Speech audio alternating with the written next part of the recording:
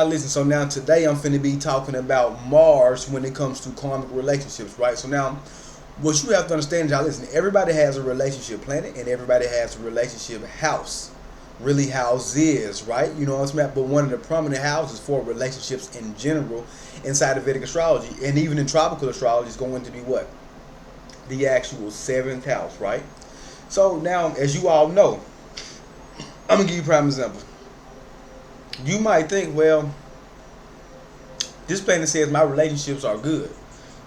You know, in Vedic astrology, you get like 16 different birth charts, right? So the zodiac sign that rules over your seventh house, how does that look across those other 15 divisional charts, right? That Vedic astrology initially grants you. Just because something looks good in the regular birth chart, which in Vedic we call the D1, does not mean that it's going to be as strong as it may look. You may have all exalted planets, and yet you receive no benefits from this shit, right? Because of the location that you're born in, the astrocartography that you are living at, and also that you are just reading shit incorrect. You might think, well, my seventh house is Libra, and my Venus is exalted inside of Pisces.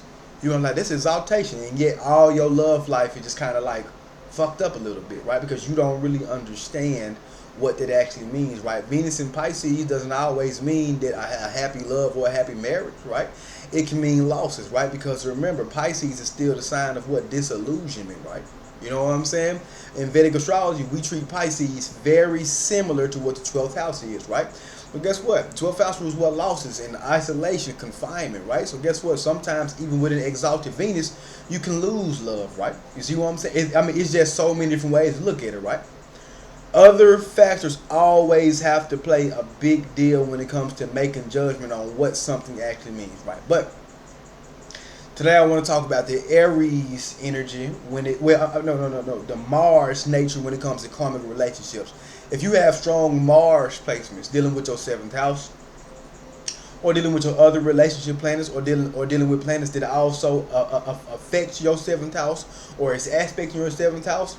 So one of the negative aspects, like I've said in previous videos, you can deal with is things like domestic violence, right? Because Mars is a planet of what? War, aggression, fighting capacity, fighting capability in general, right? And now this energy is influencing in a negative way your actual overall relationships, right? You don't really want that. That's what people really don't want, right? So they can bring all type of debts, right? Because Mars in Vedic astrology, not tropical, Vedic astrology is the planet that signifies debts. Things that you actually owe. For real, for real. You would think it'll be Saturn, and some teachings in Vedic is amalgamation of different teachings from different families and shit like that. Some people say Mars and Saturn, but traditionally Mars is the actual significator of debts, right? So if you have the Martian energy afflicting or affecting your relationship, guess what? It's bringing like debts, right? You see what I'm saying? Conflicts, right? You see what I'm saying? And you don't really want to deal with all that shit.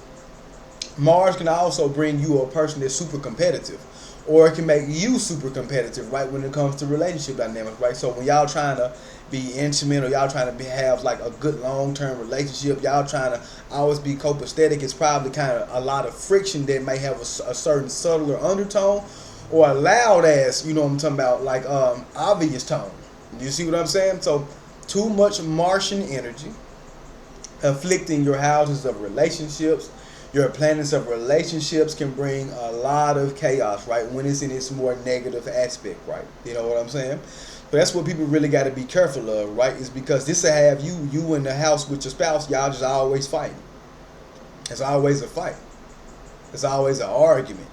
But it can get blown out of proportion extremely quickly, right? Why? Because Mars is short fuse, short temper. You ever seen a stick of red dynamite? Notice Mars rules the color red. A stick of red dynamite, what? You see how you light that shit? It lights so fast. Real talk.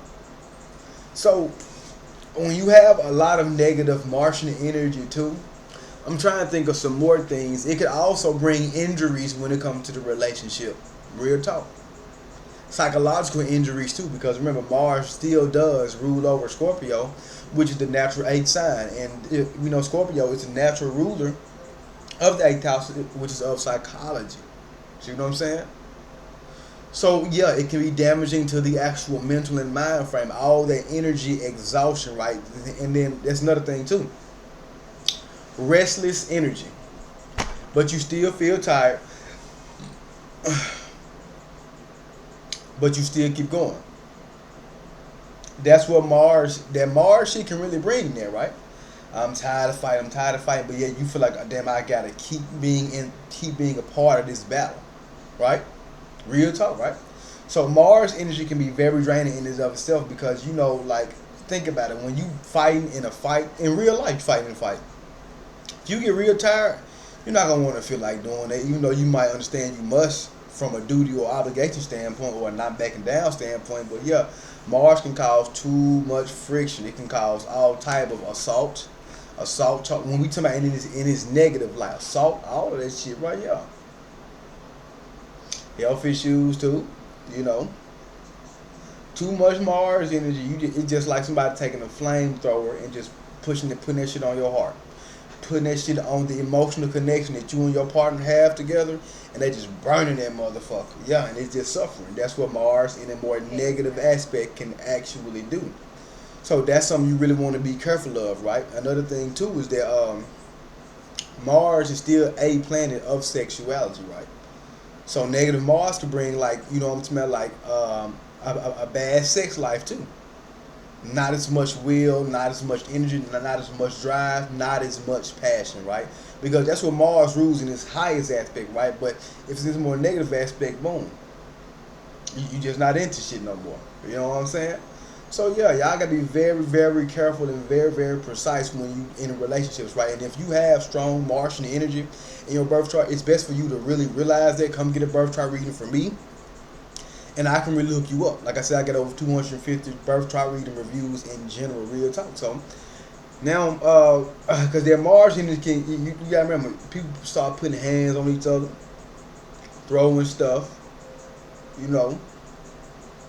saying all type of evil, hateful shit, because it's a more negatively aspected Mars. So if that shit touches your relationships, now y'all ass know what that could actually do, right? So if you got like a Saturn in Aries in the 7th house and Mars in the 8th house and shit, well, that's like a terrible combination, honestly. So yes, y'all listen, but this was my negative Mars aspect when it comes to relationships. I'm gonna be doing a series for all of the planets in general, right? So now, if you want a birth chart reading, please come and holler at me, and I will make sure to hook your ass up. Other than that, I will talk to y'all ass later, man.